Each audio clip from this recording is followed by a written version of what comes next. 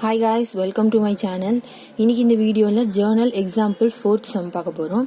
So question என்னன்னா Pragatish is a trader dealing in electronic goods who commenced his business in 2015. For the following transaction took place in the month of March 2018. So பிஸ்னஸை வந்துட்டு Pragadeesh 2015 start பண்ணியிருக்காரு. But இங்கே கொடுத்துருக்க transaction வந்து 2018 March வருது.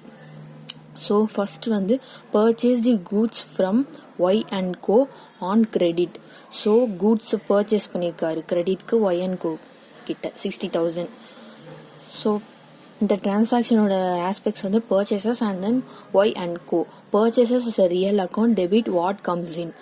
So the entry will be purchases account debtor to Y and Co account. Goods purchased on credit 60,000. Second, sold goods to D and Co on credit 30,000. So D and Co க்கு goods sales பண்ணிருக்கோம். So sales is a real account, credit what goes out and then D and Co. D and Co account debtor to sales account. Credit sales made on D and Co 30,000. Third, paid Y and Co through bank in full settlement 58,000. So first Y and Co கிட்ட இருந்து நம்ம 60,000க்கு purchase பண்ணியிருக்கோம். ஆனால் வந்து 58,000 தான் கொடுத்துருக்கோம். So இதுலேயே நம்ம புரிஞ்சுருக்கோம் நம்ம வந்துட்டு 2,000 வந்து டிஸ்கவுண்ட் ரிசீவ் ஆயிருக்கு. அதுக்குன்னு தனியாக எந்த சென்டென்ஸும் அவங்களுக்கு கொடுக்கல. பட் நம்மளே புரிஞ்சுக்கணும். ஸோ 60,000க்கு நம்ம பர்ச்சேஸ் பண்ணியிருக்கோம். பட் 58 தான் நம்ம கொடுத்துருக்கோம்னா 2,000 நம்மளுக்கு டிஸ்கவுண்ட். ஸோ டிஸ்கவுண்ட் ரிசீவ் பண்ணியிருக்கோம். இதில் இருக்க ஆஸ்பெக்ட்ஸ் என்னன்னா Y and co, bank and then discount receive. So Y and co வந்து Y and co account debtor to bank account to discount receive account. To bank அக்கௌண்ட்னா நம்ம paid பண்றோம். So cash bank மூலமா பிஸ்னஸை விட்டு போகுது. So real account, credit what goes out and then discount received account. Nominal account,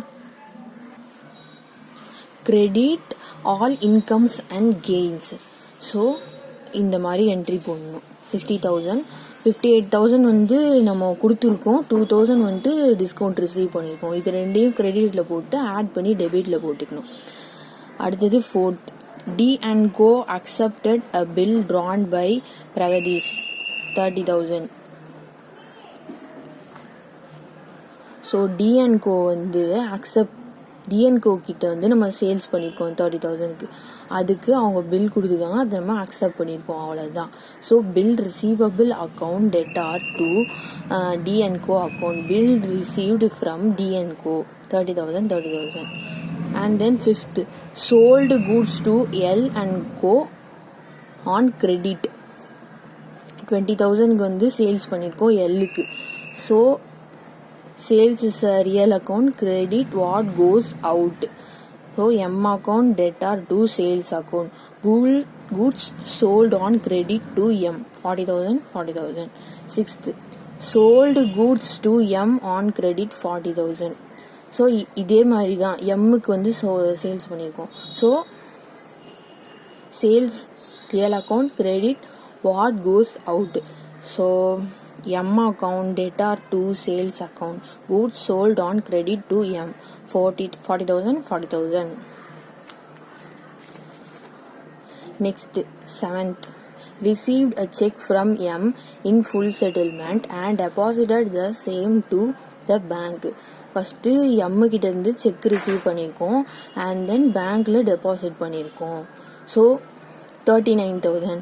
but நம்ம M கிட்ட இருந்து 40,000க்கு தான் கூட்ஸ் சேல் பண்ணியிருக்கோம். ஸோ இதுலேயே புரிஞ்சுக்கணும் 1,000 rupees வந்து டிஸ்கவுண்ட் நம்ம கொடுத்துருக்கோம், அலோவ் பண்ணியிருக்கோம் எம்முக்கு. ஸோ இதில் இருக்க ஆஸ்பெக்ட்ஸ் என்னென்னா டி அண்ட் கோ, பேங்க்கு and then discount allowed. So entry will be bank account debtor, discount account debtor to M account, check received and discount allowed. Bank account ஏன்னா real account, debit what comes in, bank மூலமா காசு உள்ள வருது. And then discount allot பண்றோம். Nominal account debit all expenses and losses.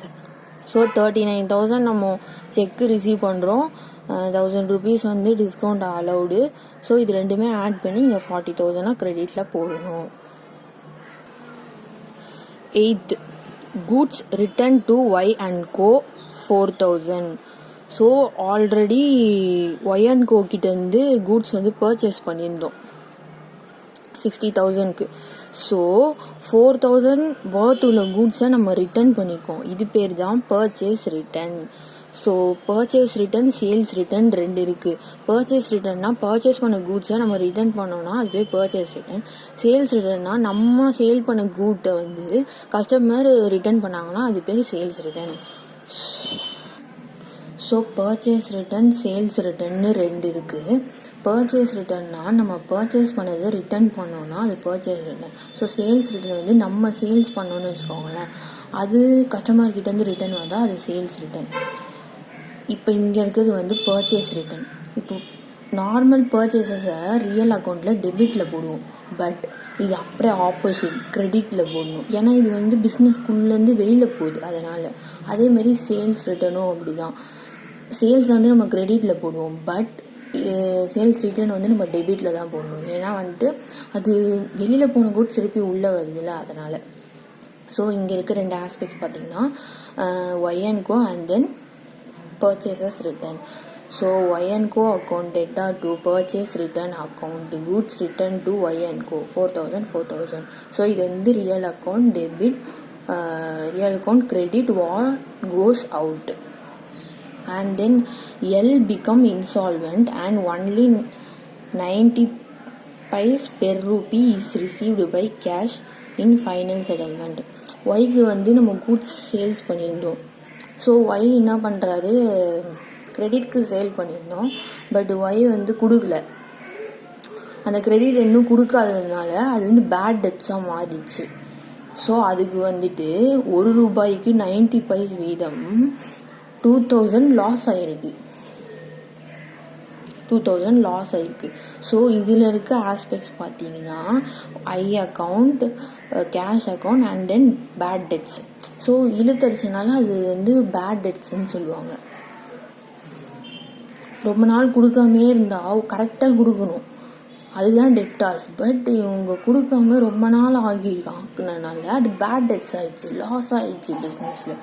So cash account debtor, bad debts account இது ஒரு 2,000 to I account. So இதையும் add பண்ணி இங்கே போட்டிருக்காங்க. So cash received from L in final settlement. So cash வந்து திருப்பியும் உள்ளே வருது. Real account what comes in 18,000, but bad டெட்ஸாக 2,000 வந்துட்டு போயிருக்கு. இது வந்து nominal account debit all expenses and losses, இது லாஸ். ஸோ ஐ அக்கௌண்ட் கிட்ட இருந்து I is a giver. So இது ரெண்டையும் ஆட் பண்ணி இங்கே போட்டிருக்கோம். Last goods return by M 3,000. எம்முக்கு வந்துட்டு நம்ம சேல்ஸ் பண்ணியிருந்தோம், அவர் வந்து 3,000 மதிப்பிலான கூட்ஸ் வந்து எனக்கு வேணாம் அப்படின்ட்டு ரிட்டர்ன் பண்ணியிருக்காரு. இங்கே வந்து பர்ச்சேஸ் ரிட்டர்ன் பார்த்தோம்ல, அதே தான் இங்கே சேல்ஸ் ரிட்டர்ன். நான் சொன்னேன் சேல்ஸ் ரிட்டர்னா டெபிட்டில் வரணும், பர்ச்சேஸ் ரிட்டர்னா அது கிரெடிட்டில் வரணும். So sales return account debtor to M account, goods return by M 3,000. இது வந்து real account debit what comes in.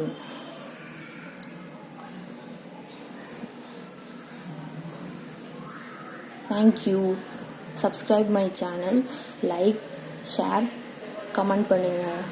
Subscribe பண்ணுங்கள் முக்கியமாக, அப்போ தான் நிறைய வீடியோஸ் வரும். தேங்க்யூ.